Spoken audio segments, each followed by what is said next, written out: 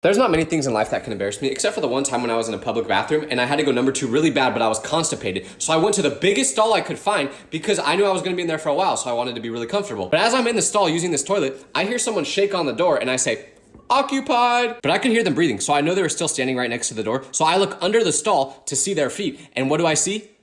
A wheelchair. Right in that moment, it hit me.